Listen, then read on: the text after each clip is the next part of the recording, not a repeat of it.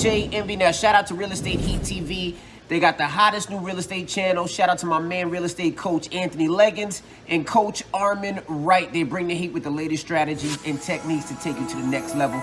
So make sure you subscribe now, right? Salute. Hey, welcome to another episode of How to Buy the Hood. I'm your host, Coach Anthony Legins, and I am so excited tonight to have the one and only Miss Asia Denson, owner of the Denson Construction Services LLC, construction with a woman's touch. We got to say what up, though, to our Detroit people. What up, though? Hey. You know, let me introduce this wonderful young woman here. Miss Asia Denson has been in the Detroit construction environment since 2007, operating as an independent, capable, and conscientious adult. Asia Denson's, I think, 14 years now, right? Years of construction experience encompasses various aspects ranging from full-scale residential and commercial renovations, construction, project management, concrete testing, and engineering services. As the owner of Denson Construction Services, LLC, DCS, she works with contractors to manage, renovate, inspect, and test various construction sites. Ms. Denson has overseen a variety of quality control inspection activities that are designed to ensure that highways, bridges, and allied transportation facilities conform to the plans and specifications contained in contractual construction agreements. Woo! Man, that is so impressive, Ms. Denson. Go on and shout yourself out there. Tell us a little bit about yourself and what you do. All right, what up, though, everybody? I am Asia Denson, born and raised in Detroit. I actually grew up in the North End, so Westminster and Oakland, for those who don't know. To show you I'm a true Detroiter, I went to Loving Elementary, I went to Pelham, Magnet Middle School. In high school, I went to Cass for like a hot minute. Then I got my life together. Then I transferred and went to King. And I went to Jackson State University, the best school in the world, HBCU life. I was in the marching band there, high school. Well, actually, I was in the band from middle school all through college. Oh, wow. What instrument did you play? I played bass drum in middle school, tenor drum from high school to college, through college. Oh, okay. Okay, that's what's up. You're a woman of multiple talents, many talents. Yeah, I guess. Yeah, you know, I'm so excited to have you here. You know, I'm born and raised in Detroit, too, so, it's so great to... Yeah, I went to VTOL Middle School, elementary and middle school. I did go to Cass Tech for a minute also. Then I ended up moving to Flint. I was staying in Flint for a few years and graduated from Flint Central High School though. But came back here to Detroit and got my construction company, Detroit Home Builders LLC, and my real estate brokerage is called Rent Buy Sell Real Estate LLC. So, but this really is all about Miss Asia Denson tonight. You know what I'm saying? So, as a woman in construction, that's so impressive. We want to know, like, when did you buy your first investment property, Asia? 20s. Okay, I've been wholesaling for a couple of years, but the one I actually kept was in 2017. That was the first one I kept, but it ended up being a flip. And I sold it as a turnkey. So that was my very first one, but It didn't sell to 2018 because I was being too nice, had a real bad tenant and had to put her out, then got a great tenant and then ended up selling it as a turnkey package in 2018. Nice. So you did all the time up till then, you were doing just wholesaling and flipping, I'm assuming? Well, no, I've been in construction. I'm a contractor first. Like I always tell people, because there is a difference between a contractor and an investor. And then I'm an investor second. So when I tell people that, it's like, okay, an investor, they only care about the numbers. They care about the bottom line. They need to hit their whatever their ROI is, right? I care about numbers, but I don't, because at the end of the day, my name is on the product. And if the job ain't right, you know, I don't sleep at night, like honestly. And my whole team is like that too. So Hey, the project got to be right. I don't care about numbers for real. Like if I got to eat some costs, I got to eat it. At the end of the day, I need to put out a great product. It has to pass all the inspections and the work. I'm not a slumlord, so all the work got to be right. that's awesome, Asia. That's awesome. You know, we need more people like you. That's that woman's touch that you're talking about. You know what I'm saying? Paying attention to those details. Like I'm particular about stuff like That's true. my grout, like the cabinets, the countertop, the grout, all that has to flow for me. Like it all got to match. Nice. That's beautiful. I mean, that's definitely that construction for the woman's touch. You know what I'm saying? No doubt. Like, you know, with your first investment property, I know you just talked about it a little bit, but how did that experience go with you, like just from start to finish? So it was a wholesale deal that came through my website. I have a website, we buy metrodetroitproperties.com. So all my leads come through there. Okay. So it was a family. They inherited the house that had been sitting vacant for 2 years after they rented it out, and they wanted like $22,000 for it. And I'm like, look, that ain't happening. One, I didn't have it, so that was out the door. And I was like, well, what's the absolute lowest you would take? So they went from 22 to 8,000. And I'm like, if they gonna take $8,000, they'll take this 5 hot in the hand real quick, cash money. And they took it. So like I had my homie Marcus Twyman, that's my dog. We do a lot of deals together. He's a broker as well. He ran title for me, and he said, Asia, everything's straight. It was just like a $200 water bill. I'm like, okay, whatever. And then the owner paid that. And so Marcus came to the house because he's a mobile notary with the deed, wrote everything up, deeded it over to me. They followed me to the bank, and I gave them their cashier's check, and they went on about their business. Woo! One of the best ones. I love that. I just closed the deal like that today, but we did everything on email. So like I emailed him the deed. He overnighted it to me today. It's in my PO box, so I'll pick it up Monday. And once I verify everything straight, I'm gonna Zelle him the money. Listen to this woman. She's brilliant. She's very brilliant. She's telling us right there how to buy the hood right there. That's what we talking about today. You know what I'm saying? Like, well, how many investment properties do you currently own? Right now 3 with that one, but this one I'm a flip. And the other 2 are one is a flat and one is a duplex. But the flat, I think I'm gonna sell that one because it's a wood frame, and like for the ones I want to personally keep, I only want to keep brick. Right. So I was like, I'm probably gonna sell because I can get probably 84, and all I did was gut it because of where it's at. It's in Island View. Oh, okay. Yeah, and it's gonna probably need about 200,000, but I could probably sell it for 80 right now, easy. Hey, you know, that's what's up. It's a full gut. The full gut's over here going for 100. So if I put it on the market at 95, I probably get 80. Yeah, no doubt. You know, especially right now, because people are looking right now. They hungry. Yeah. You know, they hungry to buy properties. You know what I'm saying? Yeah, especially up here, like 42 especially in areas like that. You know what I'm saying? Mm-hmm. Like, so, you know, that's what's up, Asia. I like that. Like, what inspired you to focus your investments in Detroit, your neighborhood, or current neighborhood? Well, I'm a Detroiter, so I look at it like this: if out of state and out of the country people are buying Detroit, why we not? And we live here. Like that was my first thing. Like Detroit is a black ass city. Like Detroit is probably 80-90% black. Right. Right, roughly. But we not 80-90% owners. There it is. You know what I'm saying? Most of the people who own houses in Detroit do not look like us. And it wasn't always like that. Like before, probably like maybe the 90s, mid 90s or whatever, Detroit was probably 60-65% home ownership, maybe even 70. Now it's like, I think they said 40-some% of Detroiters is renting. Right. That's crazy. Right.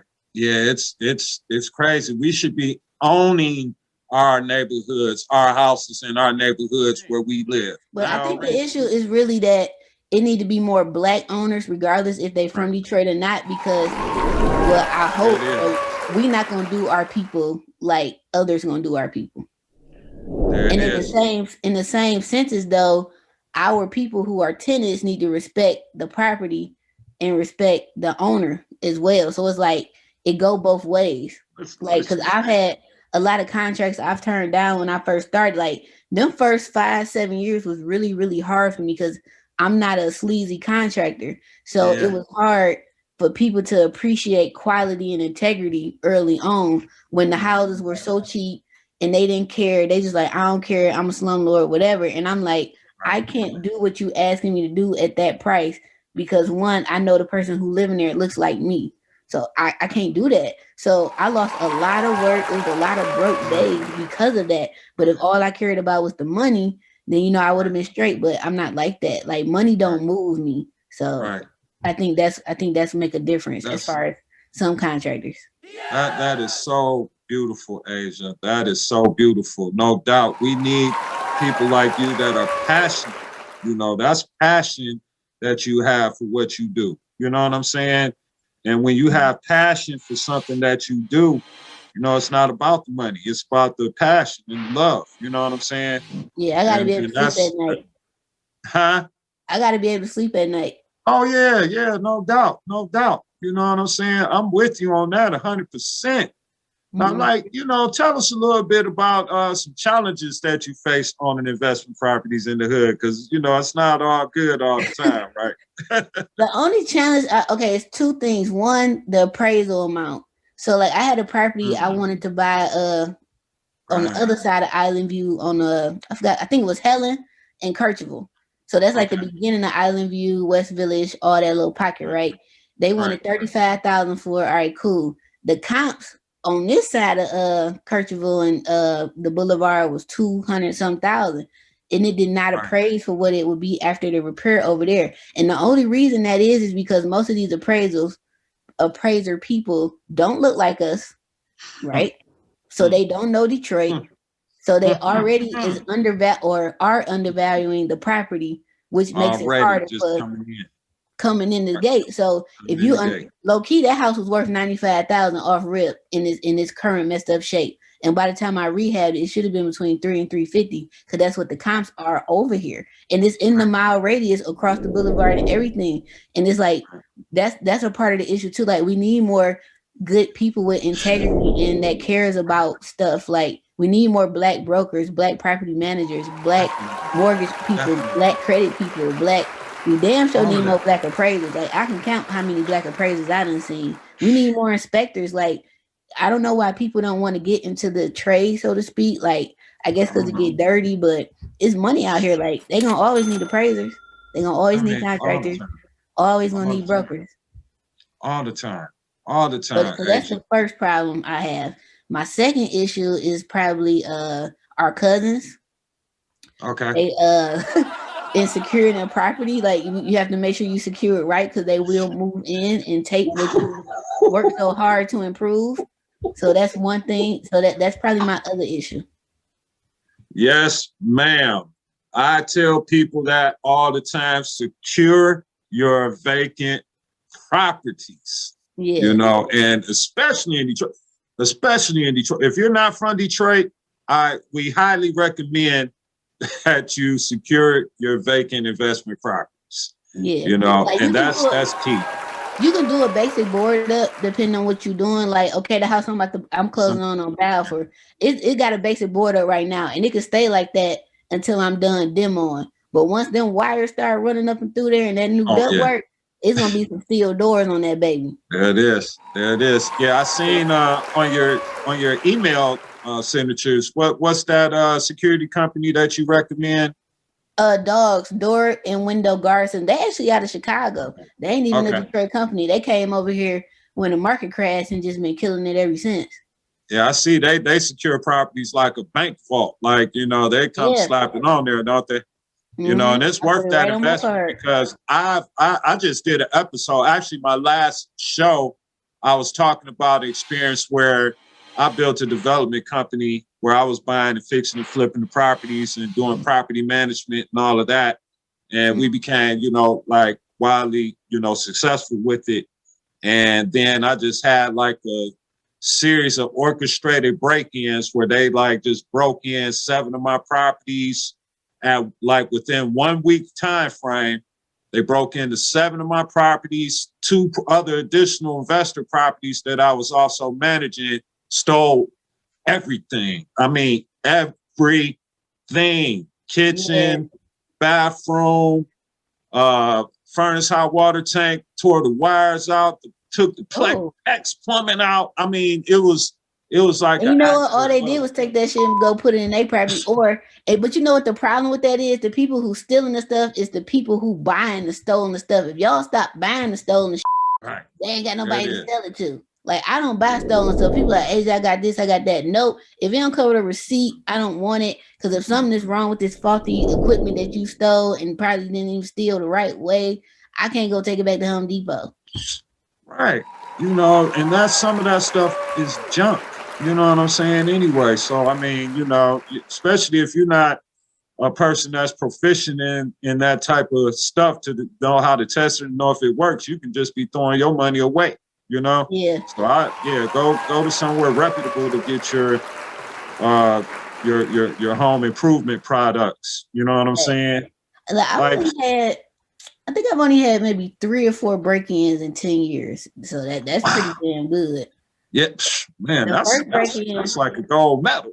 Yeah, the first break-in was with a company I was rehabbing for, and they just had a security alarm on there, and they was like from Cali. I'm like, that security alarm don't mean to these Detroit people.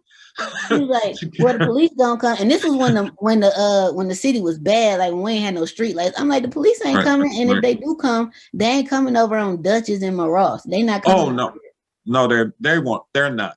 The cousin came there and took everything. They took the cabinets out we just put in. They took our tools, everything. So since then, my team don't leave nothing on the site. Even with dogs. Now with dogs on there, we leave stuff. But there it is. Now, like projects I do for people, if they don't put dogs on there, I'm not doing their rehab. Because you got to secure the property. Yeah.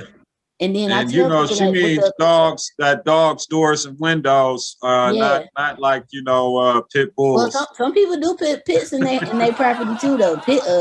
4 or 5 pits in there will be good protection too. Your house gonna smell like dog shit, but ain't nobody gonna come up in there. Ain't nobody. Hey, they definitely gonna stay up out of there with that. You know, we talked about, you know, some of your solutions to the challenges that you're facing. So, like, what are your future investment goals, Asia?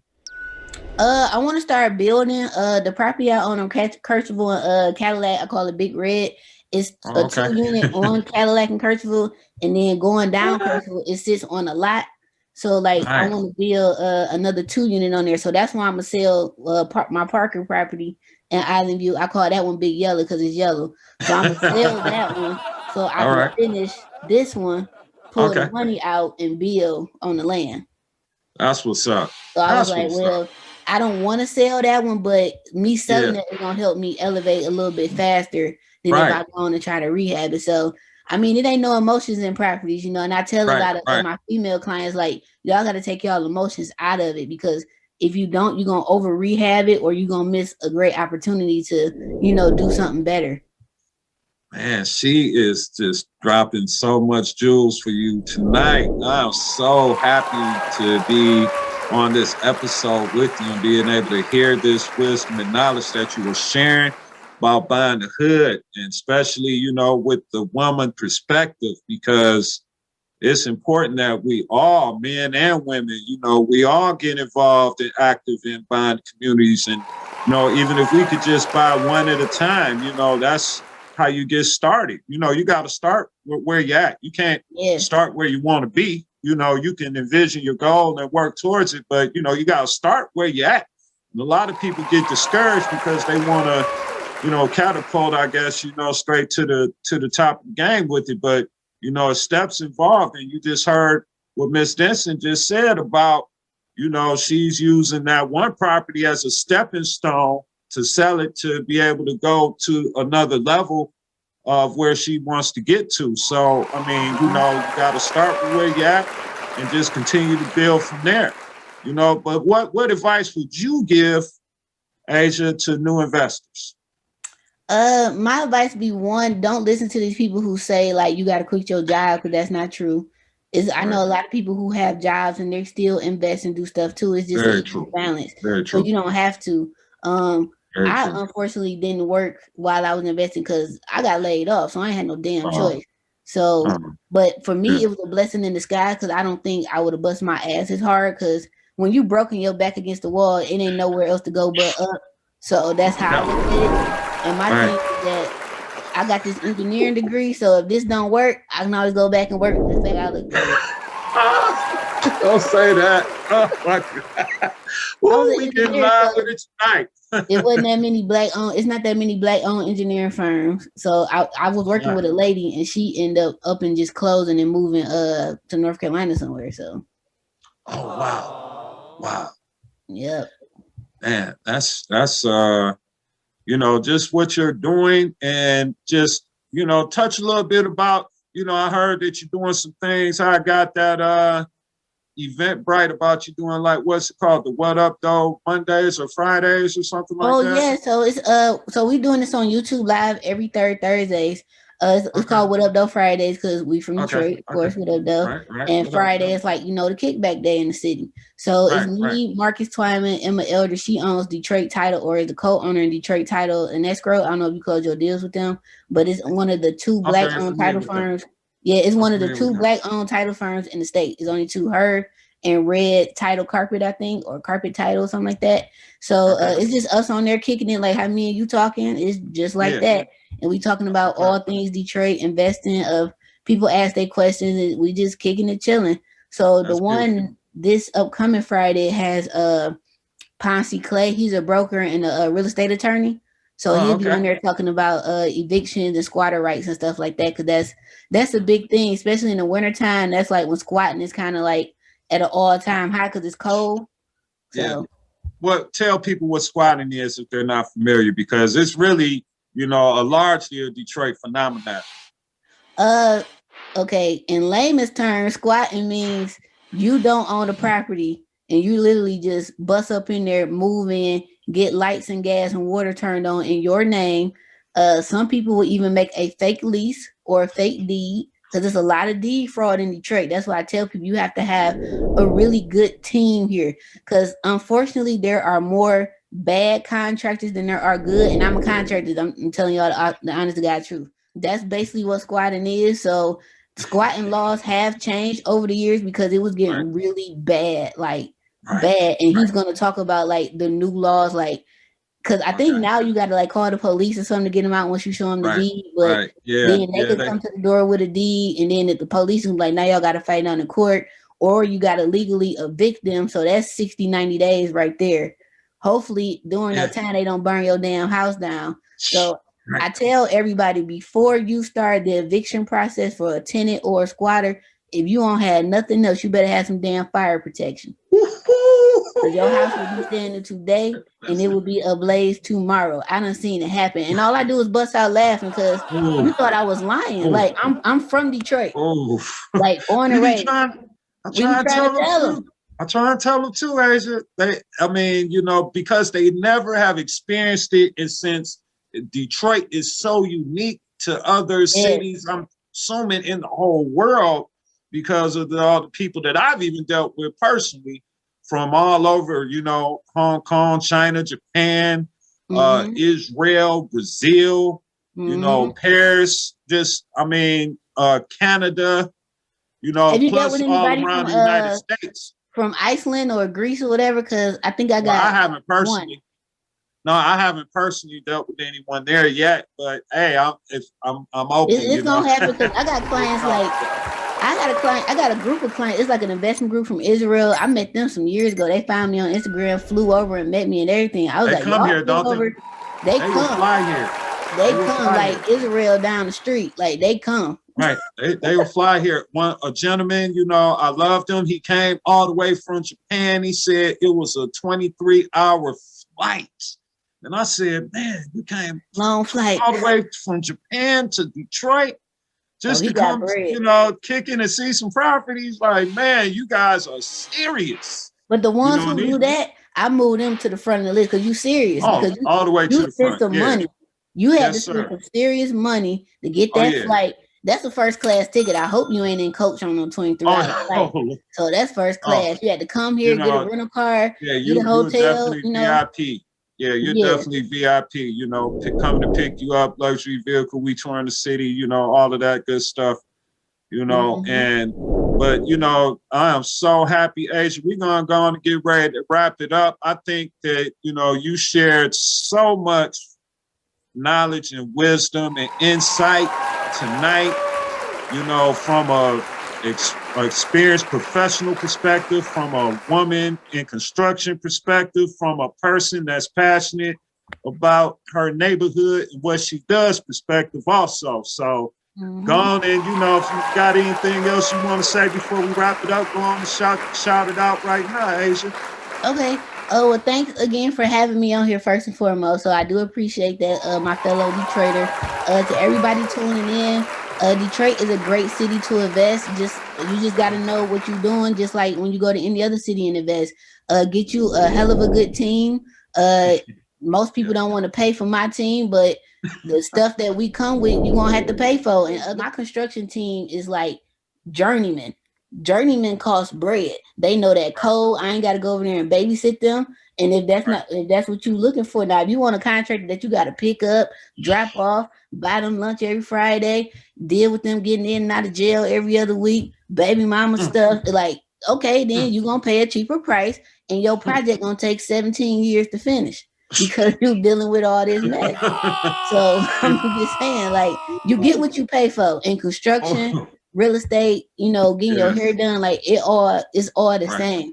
So I just say all that to say, despite all that, Detroit is a beautiful city. It's more than what they show on TV. Like, we got some of the most brick houses in the country. We have our own water source. Our water supplies what's the company? Aftercure Water and all these other places. We got our own oil refineries. Like, Detroit is a dope ass city. You just have to know how to maneuver through here, you know. It is. And you got to let us do our job, and you got to trust us just as much as we got to trust you. But, you know, unfortunately, there are, you know, some bad apples in the bunch. I mean, that happens too.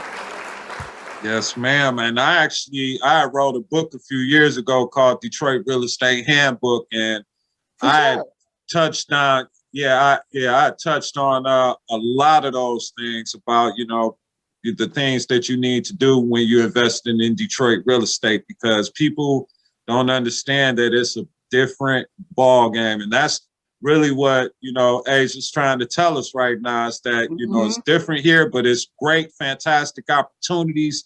Detroit is a beautiful city. Downtown is thriving, hopping right now. You know, and it's spreading out throughout. Do you remember when you had to take the bus?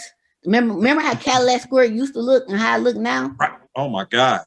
Yes. Complete difference. Oh wow. Yeah, that's a complete 180. I mean, it's so beautiful. You know, we encourage you to invest in Detroit. You know what I'm saying? Get with Miss Denson here, Asia Denson. Denson Construction Services. Check out our YouTube page. Subscribe. Get with her. I'm Coach Anthony Legins. This is How to Buy the Hood, and we out.